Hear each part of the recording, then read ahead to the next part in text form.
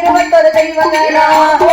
சொல்லாய்க்கா 61 பண்டிகளா பிள்ளை இல்லா